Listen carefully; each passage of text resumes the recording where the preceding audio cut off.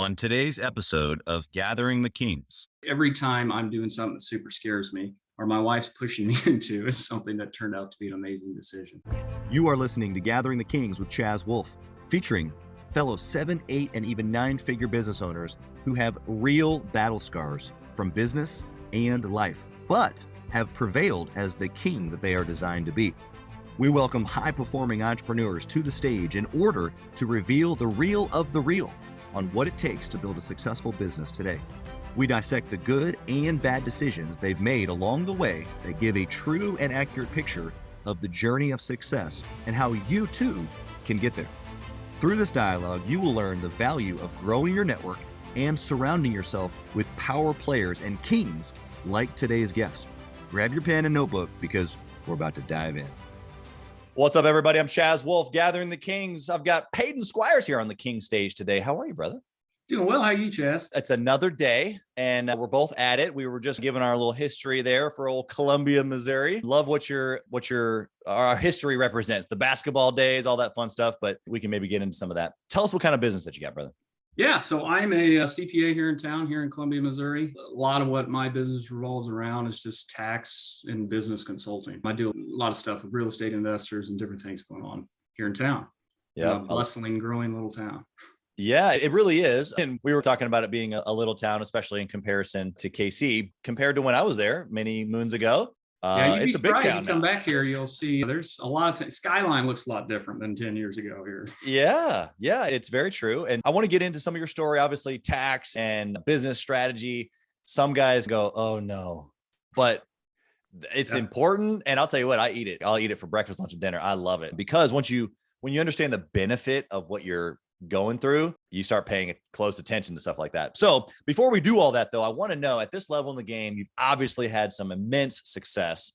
Why are you still pushing? What's the big picture for you? That's a great question. And years ago, I don't know if I could have had any answer to that. It was just an underlining driving thing of me. I think we can get more into it, but I think my childhood background, single mom, dad in and out of life a little bit. And while we weren't like destitute or anything like that, we certainly faced challenges. And I think I used to operate a whole lot more out of lack or trying to seek security and pushing myself. Of course, that only motivates you so far. And I finally, my life have pushed past to looking to grow out of just seeing what I can become, man. Just trying to get everything I can get out of my potential, to be honest with you. Yeah, I love that. I think the same way. I think we're all motivated by a certain level of fear, right? Or lack, as you say. But there's a whole nother deep crevice in there that really can go as deep as you want it to in the potential. So was there a moment in time that made that switch for you? It's hard to pinpoint an exact moment. I would say I had a certain level of success. I started my business in 2014 and consistently grew. I had a certain level of success, but it really wasn't until probably the last few years of really doing just self-reflection and educating myself. I'm a huge continuous learner. Where I started operating more out of, man, I don't want to leave anything on the table. What can I get done instead of that lack? When you're operating out of that lack and wanting to just seek security, that's good. But as soon as you hit a certain point, that becomes a whole lot less motivating. They talk about diminishing returns of money. And once you hit a certain income level, the next dollar certainly doesn't mean as much as the previous dollar. So it's really been in the last I'd say in the last 5 years. I bet I've read 300-400 books and listened to a whole lot of, and those are all nonfiction, self-development, autobiographies, all those kind of things. And just trying to pick up nuggets everywhere I can. What I'm hearing you say is not only your income, but also your perspective from fear to potential is almost directly correlated to you pressing in personal development, reading, listening, like really seeking the next level of you. Oh yeah. I've seen huge benefits out of it. It started with the reading of the podcast or reading podcasts, just soaking in information. But then I added in the gym in the last 2 years, and that's even taken it to a whole nother level, which is, it's pretty cool to see. It's interesting that you're piecing these things together. I think that we all imagine that they all come together and like all this, like this perfect moment. And I'm like the fittest ever that I've been, and business is cranking, and I got a good marriage and all the things, right? But the reality of it is that they don't really all come together, or at least not all the time. And sometimes there's one's off and one's on and this, that, and the other. And so I just want some insight there. Like, I know that it's not perfect on your side. We don't have to quite get into your business struggles yet, but just what does that make you think of? I think when it For example, come to the gym. It's something that everybody starts and stops and struggles with. And I'm going to do this they may even make it a month in and they just fall off. I think that mindset shift for me was falling in love with the process, not the goals. As long as you got something to chase, it's very motivating. And you can see those little wins and those little progresses you make, making that shift to focus on that instead of the goal itself. Set the goal, chase the goal, but you got to focus on the day to day and love that piece. And then everything else takes care of itself.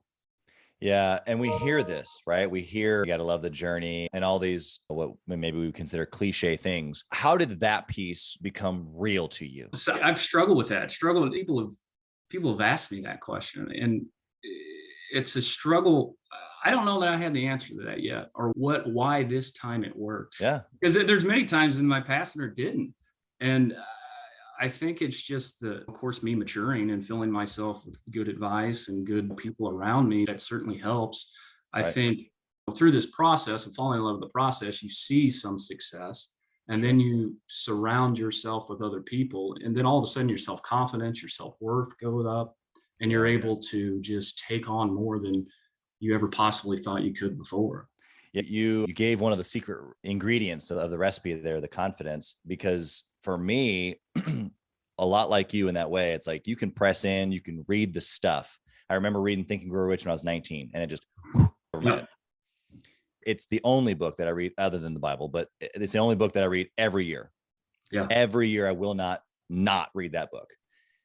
And so how do you have this moment where you read it and literally I don't understand it. It goes over my head. I'm not ready for it, whatever it was. It is behind my daily devotion, prayer and Bible time. It's the next thing that I'm reading the most often. And how does that happen? Like you just said, maturity over time, your understanding, but what it does is it gives you confidence. Yeah. And you're winning. You know, the saying where they say you never step in the same river twice, right? You go back to that same material and you're different. So you're going to consume that, soak that in different than you ever did the time before. I love where this is headed. Personal development is, I think, a lot of times just overlooked as far as the dramatic play that it can have an impact in. Let's get into kind of like how you got started originally. Like, how did you get into business? How did the entrepreneurship bug bite you? That type of thing. I graduated from college, got your normal, graduated college with accounting, finance degrees and an MBA, and got into your normal banking jobs. Quickly found out I don't fit well in the employment box. Now that was bad, but that's just not me. I'm very independent when it comes to that kind of stuff. Decided to study for my CPA and pass it while I was working another job. Amazing last job I had. I tell people my last real job I had. Man, I was bored out of my mind, quite honest with you. I was expected to sit in a cubicle for 40 hours a week, and I bet they gave me 7 to 8 hours of work a week to do. Yeah. So just taking advantage of that I used that to study for the CPA exam and pass that within 7 months. Awesome. And so using that with the support of my wife, finally got the confidence and brave enough to actually break out on my own, which that's a kind of something that runs through my whole life, is always just making sure my confidence is up. So we started. Has she been a filler of that tank for you? Yeah, and sometimes you don't even like it at the time. It's just pushing or whatever, and a little ego there, huh? Yeah. And you gotta. All right, you're right. You're right. That's right. So 2014 started my own CPA practice. Had zero public accounting experience before I started that. Most CPAs will tell you that it's a really stupid thing to do, but I did it. I started out of my house. And it's been an 8-year run since then, constantly growing and just making connections with different entrepreneurs and different things like that. I love it, man. I think that, everything you just described, it's not like you're the only one that's like searching for confidence. There's guys listening right now that are like, oh man, if I just had a little bit more confidence in the tank. And that's something I struggle with every single day. And it's not, I've progressed a lot in that area, but that is something that I'm always focused on every single day, is making sure that confidence is there. What does that look like practically? Because we're just getting into some super good stuff here. Yeah. What does that look like for you when you wake up and you're like, okay, I got to be confident today. I got a meeting, or you said you're on a photo shoot today. You're going to be on the cover of a magazine. Like, bro, it doesn't sound like you need confidence. What are you doing on the inside to do this? Yeah, you got to be very careful what you on the outside, right? That's not always reality. My biggest thing in the last 2 years is, like I mentioned earlier, it's the gym. I hit that gym every morning early before my day starts. There's times where my schedule gets busy and it's pushed later in the day, but I really try to do it first thing in the morning every day. And that mind body connection where it's like your body's very tangible, right? You work out long enough, you're going to see those changes. And then all of a sudden you realize I have control over my body. I can shape it. I can do this or do that. And then you start looking around everything else in your life. It's wow, this doesn't have to be this way. I can do something about this. I can do something about that. And it's just like a general awareness is huge, and just operating at that higher consciousness level of being able to almost view your life as a third person where you're looking down on it and seeing. You get out of the box so you can actually see what's happening a little bit. Yeah. I love how you've depicted confidence being the initiator to then the awareness that you're talking about, this next level thinking is if I can have the confidence to take the action to go to the gym, or take the action, go to the networking event, take the action, call the person I need to call, or whatever it is that the task is that we need to do in personal or in our business life, the confidence to go do it. And then what that happens is if you can just build some discipline around it, which is what you described, then you can realize that you actually control most things. Oh yeah. Yeah. And obviously there's all kinds of things that are also out of your control, but 100%. You just got to focus on what you can do, because that's literally all you can do. Yeah. I think that the things that you can control, like what you're talking about, and when you realize it and you realize that you put in ABC and that gave you specifically XYZ. Yeah. And then that it just returns the confidence back to the initial place of, whoa, I did that. Another level of confidence again. Yeah, it's amazing. You can get in that virtuous kind of cycle, right? Where it'll feed itself and go up and up. The same thing with down. You get a negative thing and then that 100%. Reinforces, and it's almost like a self-fulfilling prophecy. So many people get stuck in that downward motion, but you can start pushing that thing upward and just do it for long enough. You'll keep climbing. Yeah, I hope the listener right now, I hope they hit the pause button, bro. What you're giving right now is life-changing information. And here's what most people will do. Even the people who are listening to this podcast, I know that they want to change and grow, but the majority of them will go, yeah, I've heard that before. Yeah. And it's so easy. And I did that for a lot of years. The first years I started reading books and learning these concepts, and they don't quite hit because you're not ready for it. You haven't developed to the point to where you can really soak in that information. You just got to take the first step. Yeah. And once you do that, like I said, you get a little bit of motivation, you get a little bit of confidence, and everything after that just starts creeping, but you got to do it. There's no way around that. Yep. Got to keep showing up. Okay. So give us a little understanding here. You got rolling, you started from your home, you're networking, you're growing this thing organically.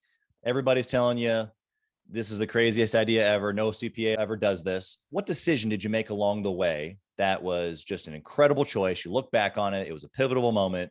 Share that detail with us. Yeah, that's a great question. There's several points, but every time I'm doing something that super scares me or my wife's pushing me into is something that turned out to be an amazing decision. By nature, maybe this is my personality that maybe lead me into accounting and different things. And especially my background coming out of that black a little bit, you try to be a little conservative, right? You don't want to risk too much. And every time, that's always been my biggest downfall, is not going far enough and playing too small. And so every time I have found a way to push the envelope, man, it seems huge at the time, but then you look back 3 years from that and it's the best decision you ever made in your life, right? Even just, for example, opening up my first office, right? Not operating out of my home. Let's take on this overhead, or opening up an office space, all these different things, hiring my first employee. There's hundreds of those kinds of decisions that stretch you a little bit, and they always feel massive at the time. You think, how am I ever going to do this? Man, it's amazing when you look back even a year later, 2 years later, how that sets you up for all your success. You've done something really special here. And I just want to point it out to the listener. The overarching principle that he's teaching you is to press into what's scary, press into what's uncomfortable. We know this, but then he's given you a couple of examples here: hiring the first person, taking the chance on the office, all these things that in business, it's I know this is probably the right thing, but it's the unknown, it's fear. It's what if this happens? It's now my name's on the line with the lease, or now someone else is counting on me for their food to eat dinner. It's a lot of fear. And what I'm hearing you say, Paden, is that you just got to run into it. And it's almost like now an indicator. I'm hearing you say, if I'm a little nervous, if I'm a little fearful, I now know that this is probably exactly what I need to do. Yeah, no, you nailed it. You almost always need to attack the thing you're afraid of. That's almost always what is holding you back from whatever you're trying to do. Yeah. Yeah. There was a time, I don't share a whole lot of personal experiences here on the show, but just to continue this vein here for a half second, there was a time not too many years ago, a handful of years ago, probably 5 years or so ago, 6 years or so ago. I already had multiple businesses doing millions of dollars. In fact, I was working a sales job outside of that, probably making $400,000 or $500,000 in my sales job outside of my businesses. I was doing extremely well. I'm 30-ish years old, 28, 29, 30 years old. And I start connecting with Grant Cardone and this thing that he is, reading some books, this, that, and the other. And I see online, he posts, he's looking for salespeople. And I'm like, I don't need a sales job. I have one. I'm crushing it. I'm the top guy. I have businesses. I don't want to move to Miami. I don't actually want to do this, but I sent in a video just to see, let's just see what happens. Yeah. I don't know. And so I ended up going down there to interview. I just was thinking I was going to network with some people, see what happened. I mean, who knows? I mean, let's just see. And there was a specific position. There was a sales position that they really wanted to give me, but then there was this other position that I probably really wasn't qualified for regarding marketing and stuff like that. My business experience probably qualified me, but from a technical marketing perspective, I wasn't qualified. And I told them that in the interview. I'm like, if you gave me this position, I would be nervous. And that's exactly why I'm here. Wow. And I'll tell you what, it was like 2 years later, there was a different position, almost like a net partnership opportunity that came up. I ended up moving my whole family across the country, worked at the 10X headquarters. Mm-hmm. It was an incredible experience, some negative along with the positive, but the reality of it is that there's so many things that have happened in my life since then, not necessarily because of working for him, but because of the experience of moving my family, going across the country, living in a different area, all the things of coming back, like all of those things would have never happened if I had played small, like you said. Yeah. It's your one relationship, your one connection, your one email, phone call away from something that could change your life at any point, to be honest with you. You just got to open yourself up to that, be willing to take that chance. That's right. That's right. But all they would have told you is just no, I want you. So come on. Yeah. When you understand that, really what you just did is you actually took your superpower. You mentioned your superpower in a negative way a second ago of like playing small and counting the cost and, I don't know. Cause that's what CPAs do. Like you get to tell me as the entrepreneur, hey bud, slow down. You ain't got enough money for that. That's what we do. That's literally, but in that, the skill set or the superpower that you have, brother, what's the worst case scenario? Cause we can analyze that just the same. Yeah. And it's not like anybody's going to die, most likely. Yeah. If you put in extreme circumstances. Yeah. I mean, yes, I love that. I love that analyzing the worst case scenario, because if you can look at that and say, I'll be all right, that will give you the confidence to take that step. 100%. You just got to get your ego out of the way and just take a chance. And if somebody laughs you off, awesome, move on. You know what I mean? Yeah. The idea that you've given here today actually puts ego in a different light for me. It's this quiet, maybe not as like arrogant ego. It's this thing inside of us, even though you described maybe a low confidence, a low perspective of, oh, can I do it? It's still ego holding you back because of what you are determining for yourself, as opposed to being able to kind of submit yourself to the process or to the decision or to someone else's help or whatever. Yeah, no, yeah, I agree. It's that fear is you just protecting your ego. That's all you're doing. That's so good. We're quoting that one right there. Good. Okay. What about a bad decision, bro? I know you've made plenty of them. Give us the juiciest one you can think of. Falling in love. Of course, I'm a money guy, but falling in love with an investment. I've made a couple bad decisions where, man, it's almost like I wanted it to be good. So I just said it. I wanted it so bad, even though I even knew going in it was stupid.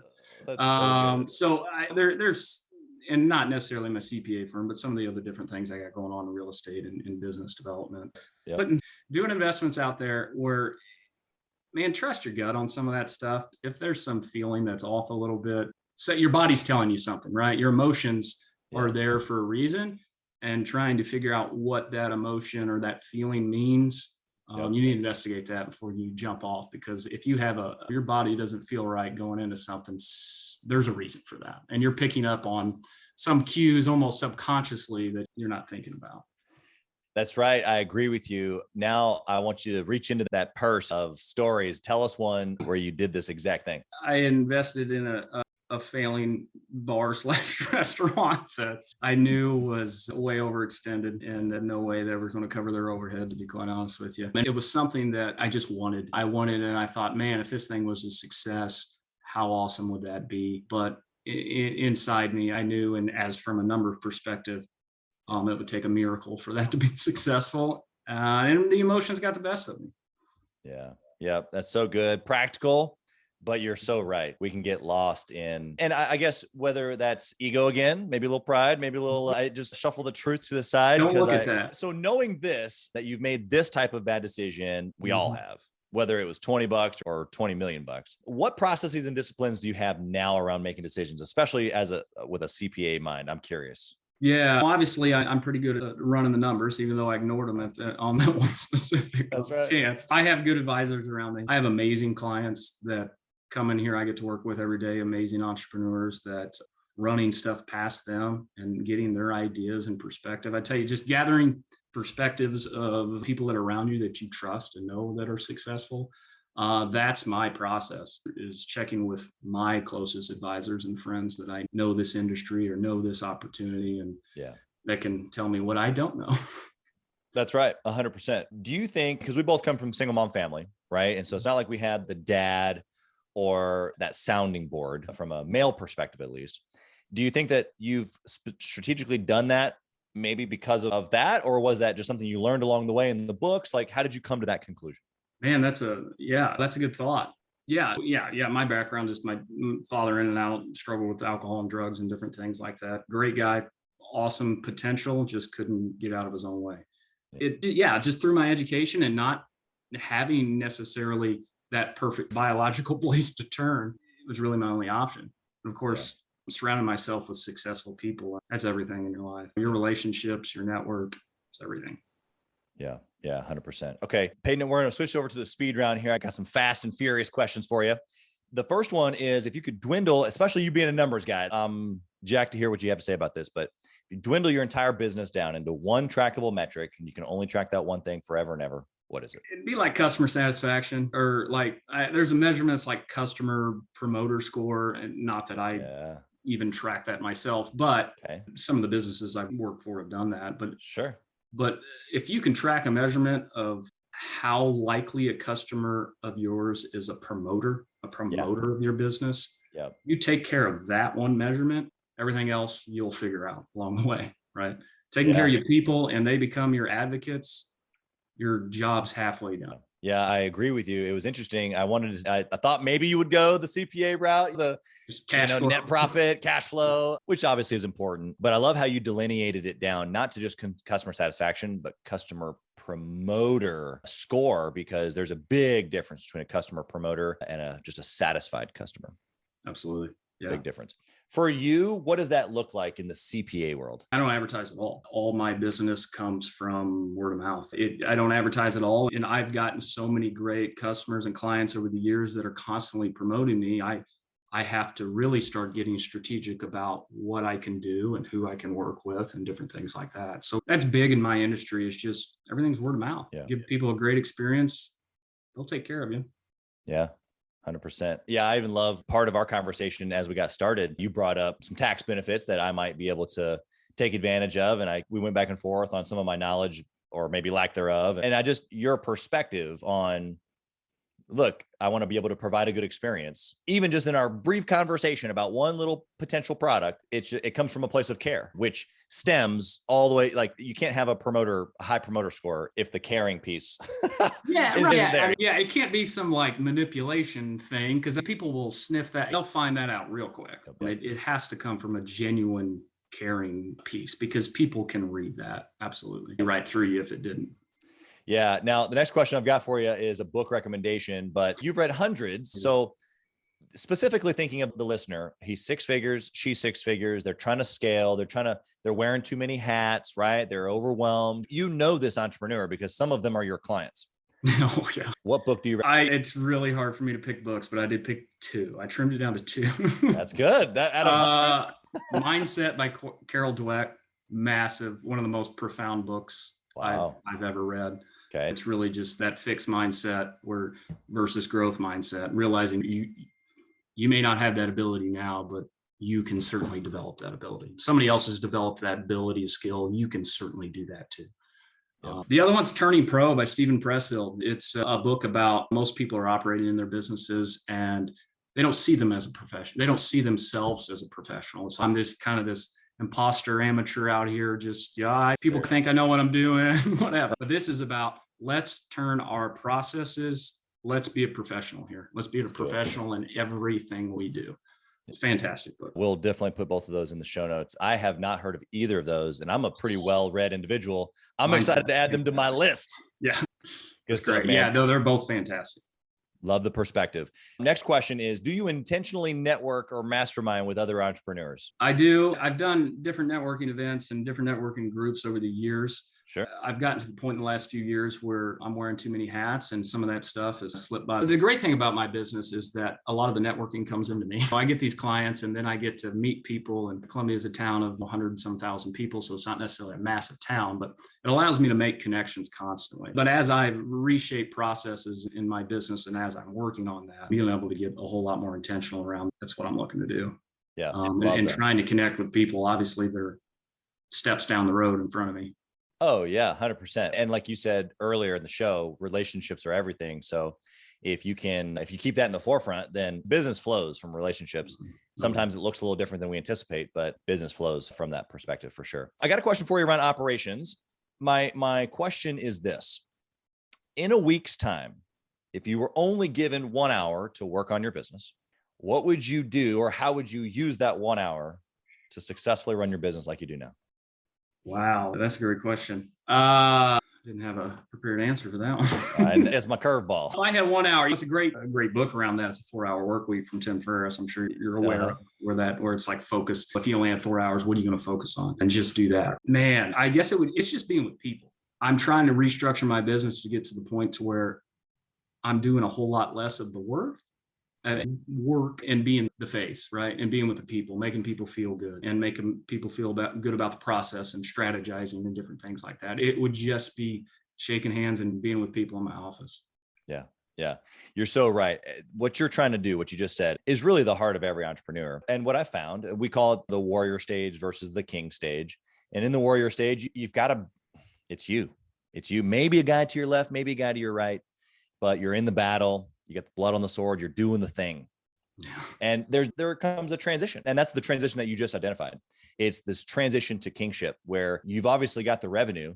And so you've got the pieces to be able, or the resources to be able to start putting these things in place. It makes perfect sense that you're saying that you want this transition, because we've seen this time and time again in businesses. And the next steps are going to be beautiful for you, because you're going to step into that kingship, that play of being on as opposed to in all the time. And it's not a matter of you not doing the work. Like you said, it's just a different type of work. Yeah. It's definitely a different perspective. So I'm excited for you, man. I know exactly what that feeling feels like to make that transition. And you are in for a phenomenal ride. So I'm excited for you. Last question, my brother, if you lost it all. Yeah. I lost everything. And in some ways, I think it'd be an advantage, because you would break out of all these structures or reasons why you think you can't do certain things, right? That's right. In a way, and in some ways, the way I structure my business as you're growing and just trying to get paychecks and get revenues, you pay for that down the road, right? Where you're maybe caught into processes or doing stuff that is no longer the best use of your time or the highest use of your time. Right. I just rebuild it. As long as I got my network and relationships, friends and family, I'd be back at it, doing it all over again till they stop me. I like that added a little piece there at the end, till they stop me. I think there's a breed, right? There's a breed of guys. And I think there's a resounding similarity between most of my guests. And so this is for the listener. You guys have listened hopefully to more than just this one show, but if you haven't, go back and listen to a few others, or listen to the next one that comes out tomorrow or the next day. And the reality is that there's something unique about these guests. They've not only reached the 7-figure mark, but they think a little different. And that's just do it again seems to be a pretty resounding similarity. And then until they would make me stop, as Paden would say, I love it, man. I think you're right. It hits on a little bit of the kind of craziness that we have. Yeah. And that's good and bad. Sometimes you might rub people the wrong way, but it's not a negative thing. Yeah. Yeah. Good stuff, man. How can someone connect with you? Maybe you got somebody who's, dude, this guy's got to be my CPA. How do I find him? How can I start working with him? That type of thing. Yeah, my website, squirescpa.com. That's related to the business stuff. My personal Facebook page, to be honest with you, I try to share good content on there, just talking about what's going on in the economy and different things, or just try to share some of the cool, positive things I hear through books and podcasts like this. That's where I'm fairly active, just my personal Facebook page. Or if you want to find my email or whatever, go to squirescpa.com. You can reach out to me. Perfect. We'll put those links and stuff in the show notes as well. But dude, it's been incredible to have you here. I look forward to continuing the conversation with you personally on a few things that you might be able to even help me out with. And so if you're listening today and you pulled out a couple of things, give Paden a shout. But even more than that, if you're looking for a well-qualified CPA to help you go to the next level in your business, take a look at what he's putting together and see if he can be a benefit to you. We appreciate you being here, dude. Thank you so much. And we wish you nothing but success. Yeah. Thanks, Chaz.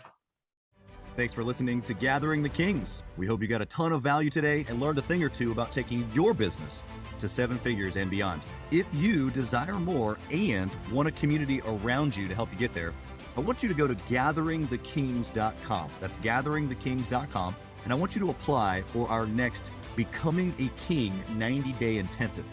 We are extremely exclusive by nature as a group. What that means is that we're really wanting only the entrepreneurs who take their business and targets super serious to apply. So if that's you, you think you got what it takes to level up your business, I want you to go to gatheringthekings.com and apply. And we will see you on the other side.